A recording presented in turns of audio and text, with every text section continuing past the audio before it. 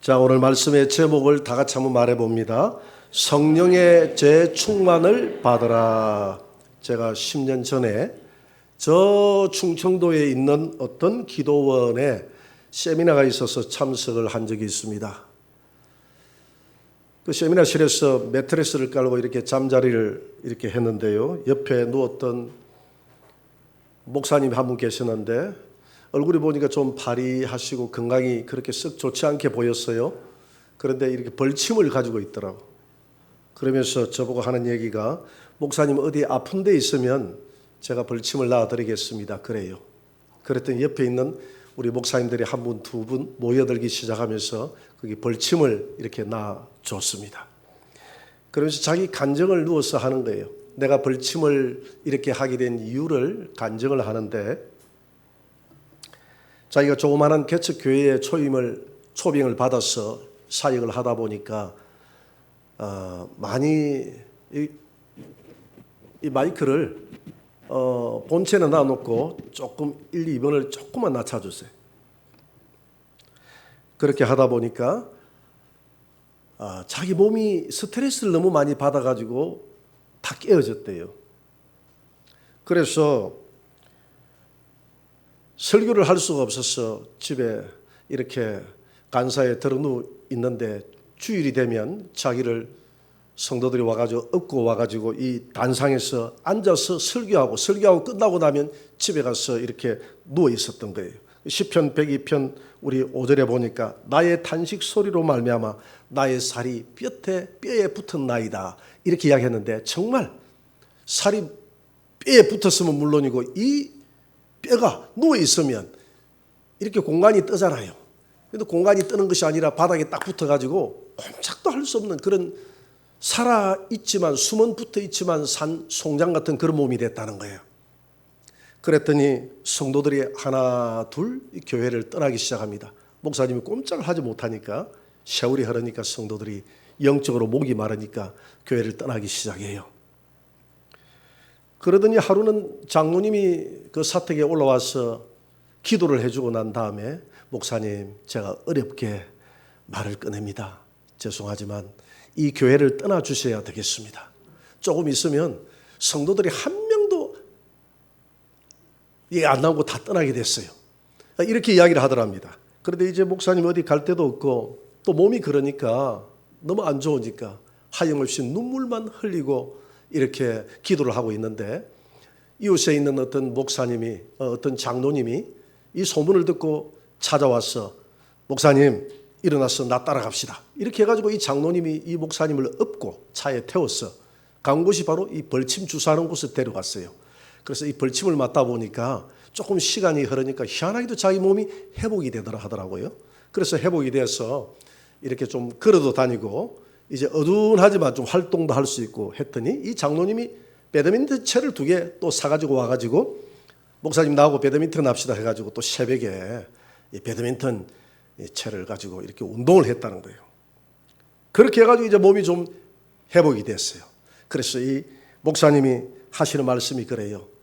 목사님, 제가 이 목회는 정말 이 건강이 영성이라는 이야기를 들었는데, 실제 자기가 목회를 해가지고 몸이 다 깨어져다 보니까 아무것도 안 된다는 거예요. 기도도 안 되고 아무것도 할 수 없다는 겁니다. 그래서 건강관리 잘하세요. 건강을 한번 잃어버리고 나니까 회복하기가 이렇게 힘이 든다는 것입니다. 우리의 영성생활도 마찬가지입니다. 우리의 영적 건강을 한번 잃어버리면 이걸 회복하기가 참 힘이 들어요. 우리 지난 2년 동안 우리 한국교회가 코로나를 겪으면서, 한국교회가 성도들도 많이 출석을 하지 않고 아직 한 20% 정도가 아직 출석이 잘 안 되고 있다고 그래요.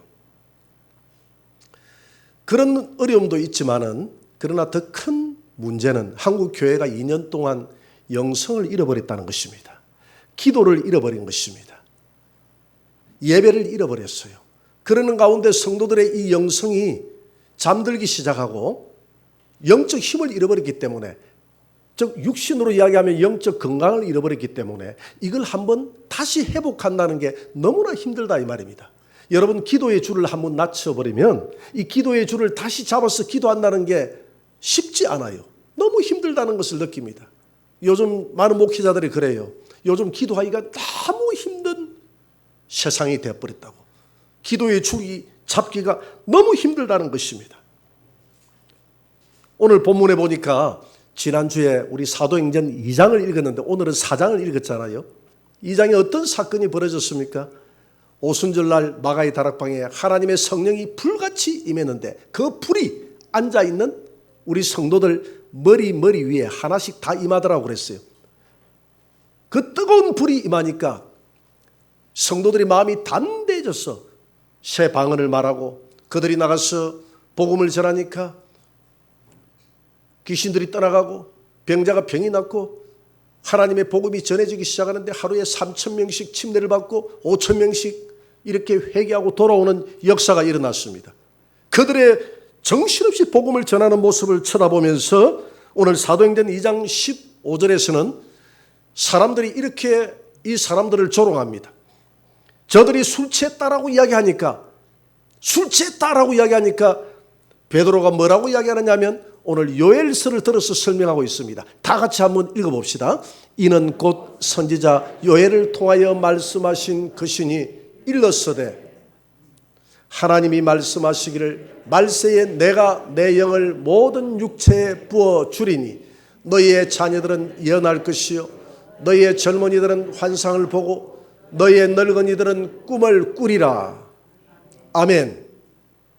여러분들이 오늘 저들은 술 취한 것이 아니라 BC 800년 전에 남유다의 요아스 왕 때에 선지자 요엘로 하여금 예언했던 내용이 800년 후에 오늘 이루어진 사건이다. 그날에 장차 먼 미래에 너희의 자녀들은 예언할 것이요 젊은이들은 환상을 보고 늙은이들은 꿈을 꾸게 될 것인데 그날이 바로 오늘이다. 그 현상이 오늘 마가의 다락방에서 오순절날 하나님의 성령이 임함으로 말미암아서 요엘 선지자가 800년 전에 했던 그 예언이 이루어진 것이다라고 이야기를 합니다.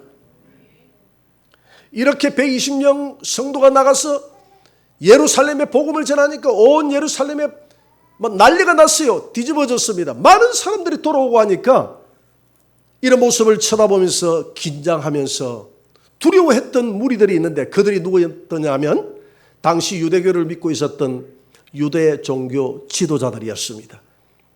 그들이 왜 두려워합니까? 그들이 바로 예수를 십자가에 못 박아 죽였지 않습니까? 그런데 그 예수님이 3일 만에 살아났다고 이야기하네. 살아났을 뿐만 아니라 그 예수의 이름으로 안전뱅이가 일어났다고 하네. 소경이 눈을 떴다고 하네.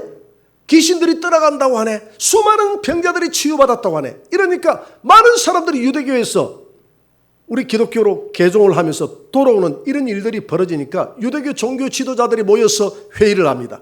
야, 이게 무슨 일이냐? 왜 이런 일이 벌어지느냐? 이거 멈추게 할 수 있는 방법이 뭐냐? 그랬더니 그 중에 한 명이 지금 저들의 배후 세력이 있는데 그 배후 세력은 12제자입니다. 12제자들로 하여금 위협을 가해서 이 일들을 하지 못하게 한다면 이런 일들은 사라지게 될 것입니다. 그래? 그러면 12제자들을 포박해라. 그래서 12제자들을 걸리는 대로 잡아왔어요. 그리고 매를 때렸다고 그랬습니다. 그들에게 위협을 가했습니다. 다음부터는 절대로 이런 말을 하지 말라. 예수가 살아났다는 이야기를 하지 말라. 예수가 부활했다는 말을 하지 말라. 한 번만 더 이야기하면 너희들의 목숨이 위태로운 줄 알아야 된다. 이렇게 위협을 가해서 그들을 돌려보냈어요. 근데 그들이 뭐라고 그 관리들 앞에서 그 유대 종교 지도자들 앞에서 말했느냐 하면 오늘 본문 4장 20절에서 이렇게 말하고 있습니다. 다 같이 한번 읽어봅니다. 우리는 보고 들은 것을 말하지 아니할 수 없다 하니 우리가 부활의 예수를 만났는데 나만 만난 것이 아니라 500명이나 되는 많은 사람들이 지금 만나고 있는데 그 예수님이 살아나는데 보고 들은 것을 어떻게 살아나지 않았다고 말할 수 있느냐? 우리는 계속 이 일을 할 수밖에 없다. 이렇게 이야기합니다. 그런데 문제는 이렇게 계속 복음을 전하니까 복음을 전하는 것만큼 더 핍박도 더 심해지기 시작합니다. 핍박이 심해지니까 성도들의 가슴 속에 점점 두려움이 밀려오기 시작합니다. 처음에 사도행전 2장에서 오순절날 성령을 받았을 때는 두려움이 없었는데 시간이 흐르니까 우리 안에 있는 이 성령의 권능이 소멸되는 거예요.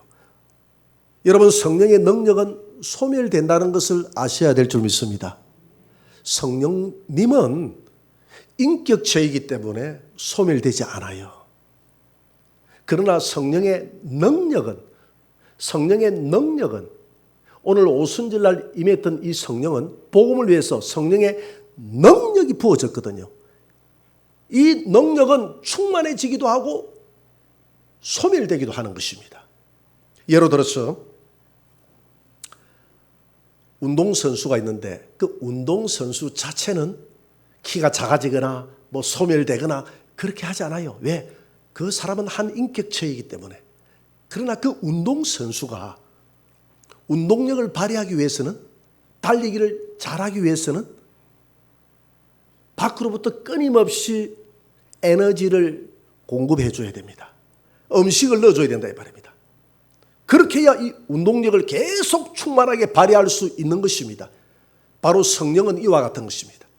성령은 누구십니까? 성령은 예수 그리스도의 영이다라고 이야기하고 있습니다. 삼위 하나님이에요. 어떻게 삼위 하나님이 우리 안에서 소멸되고 없어질 수 있겠어요?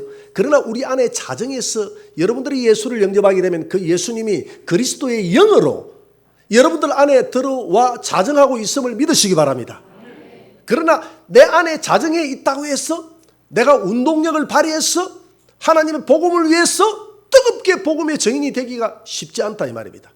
내 안에 있는 예수님의 말씀으로 내 의지를 가지고 복음을 전할 수는 있지만은 내 의지를 가지고 복음을 전하는 내 안에 성령님이 다시 충만해져서 복음을 전하는 것은 차이가 있는 것입니다. 내 의지를 가지고 복음을 전하는 것은 내 자신을 이기면서 복음을 전하기 때문에 참 힘이 들어요.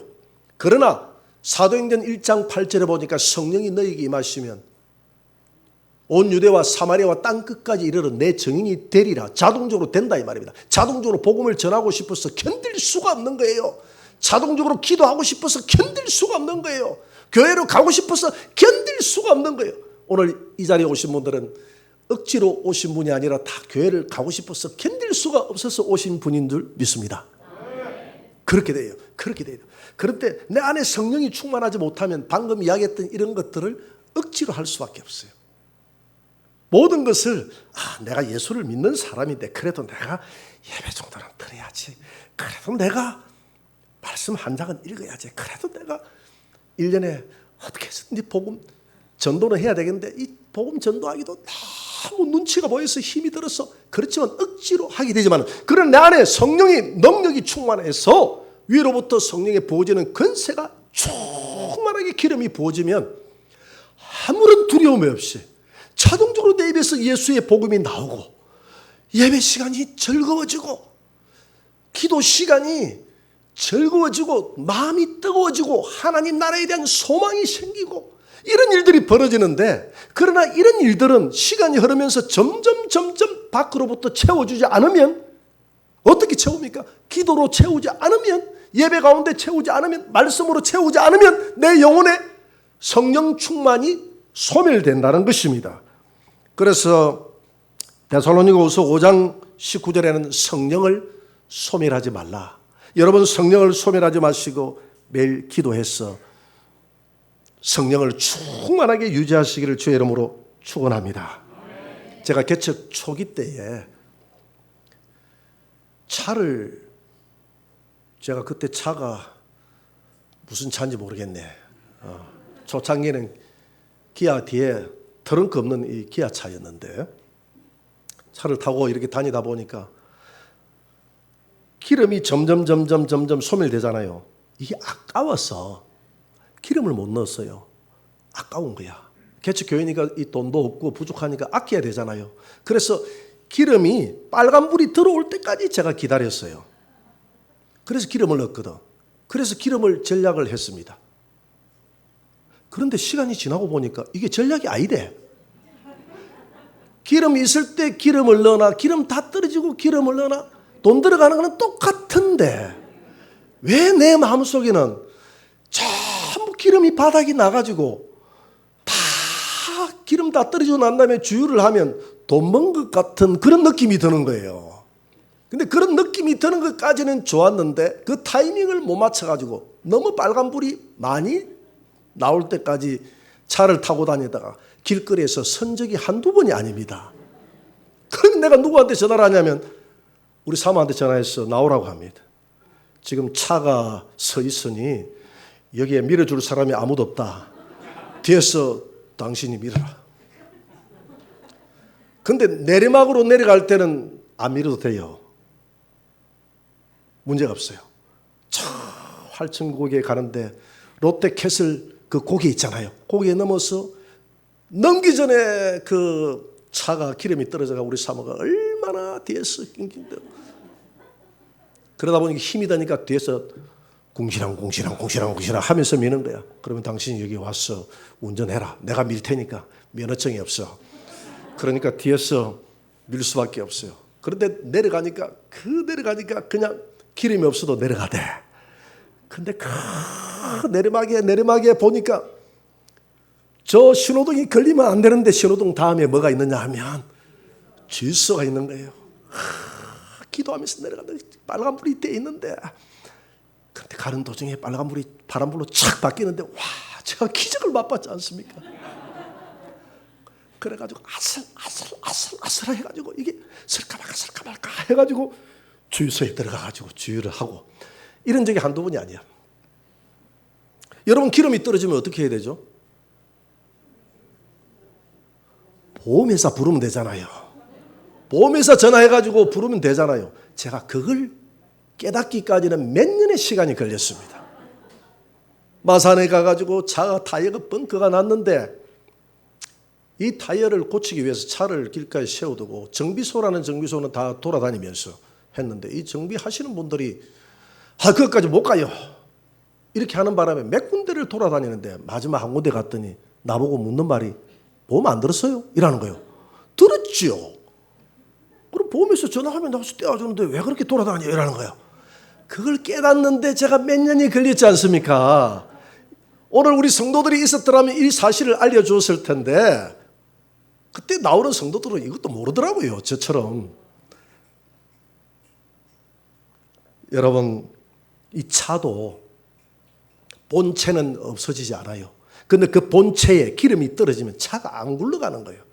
근데 문제는 오르막대 올라갈 때 너무 뒤에 밀어주는 사람이 힘이 들어.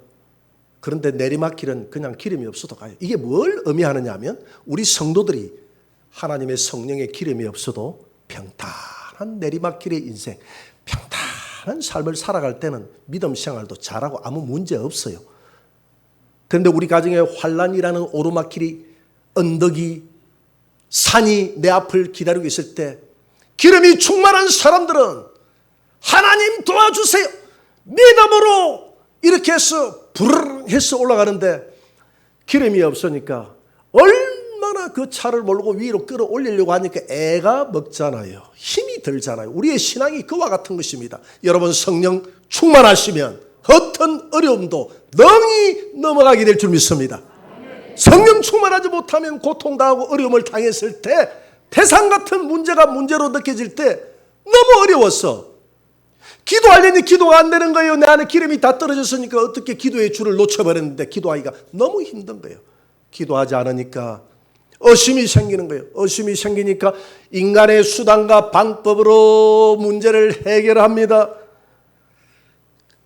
인간의 수단과 방법으로 문제를 해결하면 문제가 또 해결될 때도 있어요. 그러면 점점 그 사람은 아하 기도하지 않아도 되더라라는 그것이 내게 쌓여서 하나님을 의지하는 신본주의 신앙이 되는 게 아니라 사람의 능력과 사람의 수단과 방법을 의지하는 인본주의 신앙이 된다는 것입니다. 여러분 우리 한국 교회가 지난 2년간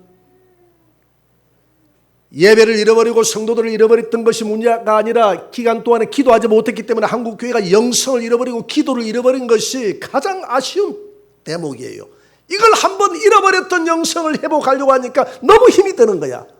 여러분 우리가 기도해서 잃어버렸던 영성을 회복하시기 바랍니다. 예배 가운데 성령이 임재한다고 그랬어요. 여러분 예배를 사모하는 마음으로 임하면 말씀 듣는 중에 베드로가 말씀 듣는 중에 고넬료가 모아놨던 모든 사람들에게 성령이 충만하게 임재하더라. 여러분 성령의 임재를 체험하시기 바랍니다. 그래서 사모하는 마음으로 받아야 돼요. 여러분 집에서 성경을 읽을 때도 이 말씀을 사모하는 마음으로 읽으시면 성령이 임재할 줄 믿으시기 바랍니다. 복음을 전하면 복음을 전할수록 우리 안에 성령의 임재가 느껴져요. 그렇지 않으면 그래가지고 부족하다고 생각이 들면 금요일 심야 기도회 때 나와서 폭포수같이 임하시는 성령을 주유하시기를 주의 이름으로 축원합니다.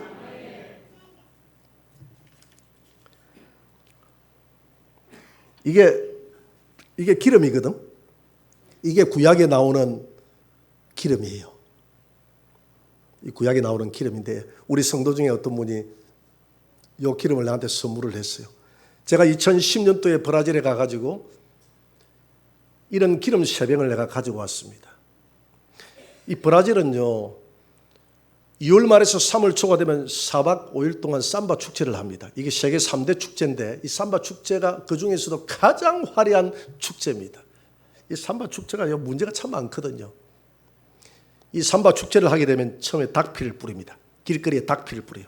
그리고 물을 뿌리고 그러면 거기에 사람들이 가면 그 닭피 물이 뿌려진 거기에서 미쳐버리는 거예요. 미쳐버리는 거예요.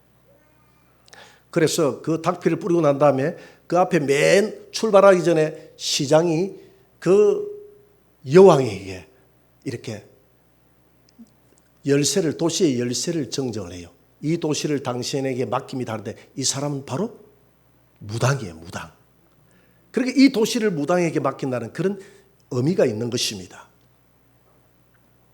브라질은 요 기간이 되면 브라질에 있는 많은 목사님들이 모여서 이 기름을 드럼 통째로 놔놓고 기도를 합니다.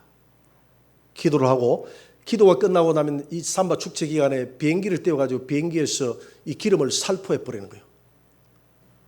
하나님, 이 삼바 축제는 귀신이 역사하는 축제니까 이 귀신들이 이 떨어지는 하늘에서 떨어지는 이 성령의 기름으로 말미암아 다 흩어지고 떠나가게 하여 주옵소서. 그런 이름으로 하는 것입니다. 그 끝나고 나면 땅밟기가 있어요. 그 땅밟기에 상파울에 100만 명이 참석한다는 겁니다. 그래서 그날을 그 브라질에서는 공휴일로 지정을 했습니다. 100만 명의 사람들이 이 도시는 거룩한 도시인데 어찌하여 이렇게 삼바 축제같이 이렇게 더러운 도시로 만들어내가지고 성도들이 거기에서 싸우는데 이게 바로 영적 전쟁을 하는 것입니다. 브라질에 가니까 이 기름을 가지고 전부 다 기도를 해줍니다. 금요 철학기도도 모든 기도회 때 기름을 발라줘요. 이마에 기름을 발라주고 헌금하면 헌금할 때 기름을 발라주고 우리처럼 헌금을 이렇게 하는 게 아니라 그 사람들은 돈을 들고 나서 바구니에 헌금을 넣어요. 그러면 그 하는 손에다가 기름을 발라주고 기름 발라주고 이렇게 합니다. 마가복음 6장 13절입니다. 마가복음 6장 13절 다 같이 읽어봅니다. 많은 귀신을 쫓아내며 많은 병자에게 기름을 발라 고치더라. 기름을 발라 고치더라. 여러분 드럼통에서 기름 발라가지고 막 이렇게 하고 이렇게 하면 우리 한국 같아서는 벌써 이단 소리 들었을 거예요. 그러나 브라질은 그런 거 가지고 이단이라고 말하지 않습니다. 브라질은 이단이라고 말하지 않아요. 그래서 브라질은 전 세계에서 가장 부흥하는 도시입니다. 성령의 역사를 제한하지 않아요. 오늘 이 기름을 바르는 것은 오늘 성경에 기록되어 있잖아요. 야고보에게도 그랬죠. 야고보도 그랬잖아요. 너희들은 병든 자가 있으면 교회의 장로들을 청할 것이요 저는 머리에 기름을 바르고 기도해 주라고 그랬잖아요. 그래서 이 기름 자체가 무슨 능력이 있는 게 아니라 기름은 성령을 상징하기 때문에 이 성령은 하나님의 능력이 나타나는 줄 믿으시기 바랍니다. 그래서 하나님의 나라는 말에 있는 것이 아니라 능력이 있다고 그랬어요. 제가 2010년도에 브라질로 갔을 때 상파울에서 비행기를 타고 상파울에서 다시 비행기를 타고 어디까지 갔냐면 저 아마존 주까지 올라갔습니다. 위에 아마존 주가 저 위에 있더라고요. 상파울은 조금 남쪽에 있고 올라갔는데 아마존 주 하나가 우리 대한민국 남북으로 나눠진 것보다도 몇 배로 더 커요. 그러니까 이틀 집회하고 하루 이동하고 이틀 집회하고 하루 이동하는데 하루 종일 이동하는 거예요. 하루 이동하는데 그래서 내가 한국 돌아가면 절대 서울 갔다 오면서 내가 멀다고 이야기하지 않으리라. 근데 지금 또 가서 또 지나고 보니까 서울이 어찌 그리 먼지. 원주도 멀고 충주도 멀고 다 머는 거예요. 다 머는 거예요. 그 멀리서 오신 분들 참 대단하십니다. 근데 브라질 가면 대단한 게 아니야. 어떻게 거리가 먼지. 그런데 한 지역에 갔더니 한 총회장님이 그러는 거예요. 목사님, 이 지역에 내가 와서 보니까, 교회를 그 지역에서 개척해서 총회장이 됐어요. 총회장이 간증을 하는데, 이 도시가 그렇게 뭐 큰 도시는 아닌데 이 도시에 와서 보니까 마약이 성행하고 창기들이 많고, 그리고 시장이 제때에 임기를 끝내는 시장이 없고 전부 다 총에 암살 맞아 다 죽고 칼에 맞아 죽고, 이런 일들이 벌어지는 암흑의 도시였습니다. 그래서 도시 전체를 돌아다녀 보니까 무당집이 42집이나 무당집이 있더라는 거예요. 그래서 자기가 그 초교파적으로 사람들을 모아가지고, 목회자들을 모아가지고 이렇게 해서는 안 되겠다. 우리가 이 지역에서 영적 전쟁을 하자. 그래가지고 이 기도회가 이 기름을 만들었다는 거예요. 기름. 이 기름을 가지고 전부 분담을 해가지고 그 무당집에 가고, 우선에 무당집에 가가지고 기름을 뿌렸다는, 그 대문에다가 대놓고 기름을 뿌리고 기도를 했다는 거예요. 하나님, 성령의 기름이 이 가정의 역사에서 이 더러운 귀신들이 주 예수의 이름으로 떠나게 하여 주옵소서. 그래서 점괘가 사라지고, 그래서 이 도시의 무당들이 먼저 소멸되고 사라지게 하여 주옵소서. 이렇게 기도했더니 2년 만에 그 도시에 40집이 문을 닫아버린 줄 믿습니다. 이렇게 간증을 하더라고요. 40집이 문을 닫았대. 그래 두 집도 지금 닫을까 말까 하고 있으니까 한국 가면 내가 소식 전해줄게요 이러더라고. 근데 지금 뭐 전화할 수 있는 방법이 없으니까 아마 두 집도 문을 닫았을 거예요. 그러면서 하는 말이, 길목마다 마약이 들어오지 못하도록 그 도시의 길목에다 기름을 뿌리면서 기도했다는 거예요. 하나님 도와주옵소서. 도와주옵소서. 그래서 내가 실제적으로 이 기름을 내가 가져왔잖아. 이 기름을 가지고 우리 교인 집에, 어려운 교인 집이 있었어. 그때 사업으로 어려운 교인 집이 있었어. 아마 그 교인은 모를 거예요. 우리 사모하고 둘이서 가지고 거기서 기름을 대가지고 브라질에서 했던 것들, 브라질에서 했던 게 아니라 성경에서 기록된 대로 기름을 바르면서 기도했지 않습니까? 그래서 그런지 그 집이 회복이 됐어요. 할렐루야. 이건 주님만 아는 비밀이야. 우리 사모하고 내하고만 아는 비밀이에요. 저녁마다 가서 기도한 줄 그분은 모를 거예요.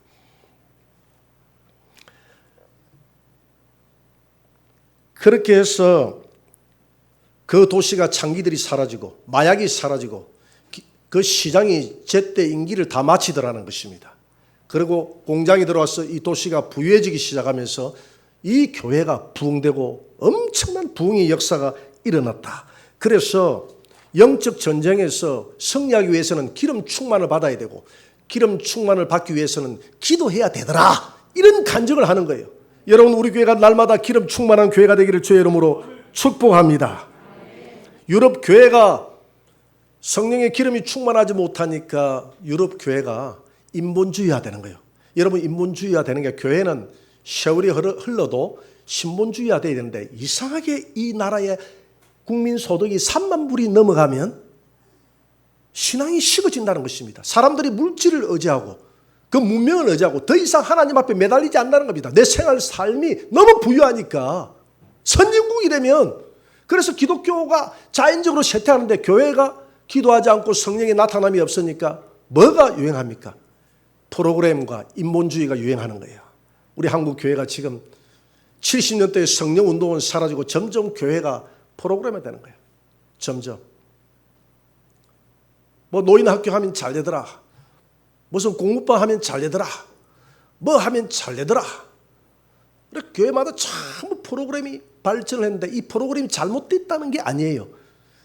거기에 성령의 강력한 기름 부음이 뒤따라주지 않으면 교회가 전부 다 세속화되고 사람들이 많이 모여든다 한다 할지라도 교회가 인본주의화 되는 거야. 그러다 보니까 세월이 흐르니까 힘이 사라지니까, 교회의 힘은 성령이 있는데 성령의 능력이 사라지니까 유럽 교회가 내려앉기 시작하는 겁니다. 레위기 10장 1절을 한번 봅니다. 우리 다 같이 한번 읽어봅니다. 아론의 아들 나답과 아비후가 각기 향로를 가져다가 여호와께서 명령하시지 아니하신 다른 불을 담아 여호와 앞에 분향하였더니, 2절입니다. 불이 여호와 앞에서 나와 그들을 삼키매 그들이 여호와 앞에서 죽은지라. 여러분, 이 아론의 아들 나답과 아비후는 아론이 대제사장이니까 이 대제사장의 아들들이에요. 이 아들들이 망나니였어요. 근데 이 분향단의 불을 갖다가 대제사장이, 이 제사장들이 이 불을 갖다가 어디에다가 이게 붙이느냐 하면, 분향단이 어디에 있냐면 여러분들과 제가 있는 이곳이 지성소고 여러분들이 앉아 있는 곳이 성소예요. 성소와 지성소 사이에는 휘장이 이렇게 쳐져 있는 거예요. 하나님과 우리 사이에 막혔다는 겁니다. 이 휘장이 죄다고 그렇게 죄. 근데 예수님이 휘장을 쫙 찢어버린 줄 믿으시기 바랍니다. 십자가에 달려 돌아가는 날 휘장이 쫙 찢어져 버려. 하나님과 우리 사이가 회복됐다는 겁니다. 누구 때문에? 예수님 때문에. 그 앞에 있는 게 분향단인데, 이 분향단의 이 불을, 향을 피울 때 이 불을 어디에서 가져와야 되느냐 하면, 이 불은 번제단에 그 짐승을 태웠던 그 불을 가지고 와서 이 불을 태워야 하나님이 받으시는데, 이 나답과 아비후가 다른 데서 불을 가져왔다 이 말입니다. 여러분, 교회의 역사는 예수님, 번제단은 예수님 아닙니까? 번제단의 그 불은 바로 성령의 불인 줄 믿으시기 바랍니다. 번제단에 누가 죽었습니까? 짐승들이 죽었는데 그 짐승이 실상이 예수 그리스도인 줄 믿으시기 바랍니다. 예수님은 십자가의 번제단에서 실상으로 우리의 죄를 짊어지고 대신 죽으셨어요. 그러면서 그 예수님이 뭐라고 이야기했습니까? 내가 너희들에게 불을 보내주겠다. 내가 너희들에게 성령을 보내주겠다. 내 이름으로 오실 그 성령을 의지하면 내가 하는 일보다 더 큰 일을 하게 될 것이다. 그래서 그 번제단에 불을 가지고 와서 불을 피워야 이 불이 하나님이 받으시는 불인데, 다른 데 가지고 와서 불을 피우니까 이 불이 분향단에서 나와서 그 두 사람 나답과 아비후를 태워버려 죽여버렸다 그랬어요. 오늘 교회가 하나님의 예수 그리스도의 이름으로 보내시는 그 성령의 능력을 힘입어서 한국 교회가 다시 일어나야 그 교회를 하나님이 받으시는 줄 믿으시기 바랍니다. 다른 불을 가져와서는 안 된다 이 말입니다. 인본주의 불을 가져와서는 안 돼요. 성령을 대체해서 이 세상의 프로그램으로 교회를 이끌어가서는 안 된다 이 말입니다. 이건 다른 불이에요. 초대교회는 교회의 역사는 성령으로부터 시작됐어요. 성령의 강력한 은사로 말미암아서 가는 곳곳마다 하나님의 말씀의 권세가 드러났거든요. 그래서 하나님의 나라는 말에 있는 것이 아니라 능력이 있다. 우상은 눈이 있어도 보지 못하고, 귀가 있어도 듣지 못하고, 입이 있어도 말하지 못하고, 손이 있어도 돕지 못하고, 발이 있어도 걷지 못하고, 눈이 있어도 보지 못하지만, 그러나 하나님은 살아계셔서, 예수님은 세상 끝날까지 내가 살아있어서 너희와 함께 하겠다. 내가 성령으로 너희 안에 들어가서 내가 불이 되어 온 세상을 태우겠다. 할렐루야. 너희들에게 능력의 기름을 부어주겠다. 우리 한국 교회가 이 능력의 기름을 다시 재충만해야 될 줄 믿습니다. 오순절에 이 성령의 불은 단회적으로 끝나는 사건이 아니었어요. 다시 매일 재충만해야 되는 거예요. 성령 침례는 단회적인 경험이지만 성령 충만은 계속 내가 기도하면서 채울 때 내 안에 성령이 충만해지고, 성령이 충만할 때에 우리가 하나님 앞에 강력하게 사로잡혀서 복음의 증인이 될 수 있는 줄 믿으시기 바랍니다. 그래서 기독교는 신비의 종교예요. 성령의 나타남이 다 신비지 않습니까? 오늘 한국 교회가 신비를 자꾸 부정하고 자꾸 신비주의로 빠진다고 하는데 그건 잘못된 거예요. 여러분, 창세기부터 요한계시록까지 신비가 아닌 게 어디 있어요? 어디 있어요? 홍해바다 갈라진 게 신비 아닙니까? 반석에서 물이 나는 게 신비가 아니에요? 하늘에서 만나가 떨어진 게 신비가 아닙니까? 예수님이 성령으로 잉태한 게 신비가 아닙니까? 소경이 눈을 뜨는 게 신비가 아닙니까? 죽은 자가 살아나는 게 신비가 아닙니까? 구름을 타고 하늘로 올라가신 주님이 신비가 아닙니까? 다시 온다는 게 신비가 아닙니까? 여러분들이 태어나서 살아간다는 그 자체가 신비예요. 신비. 우리는 신비로운 삶을 날마다 경험하는 게 신앙인 줄 믿으시기 바랍니다.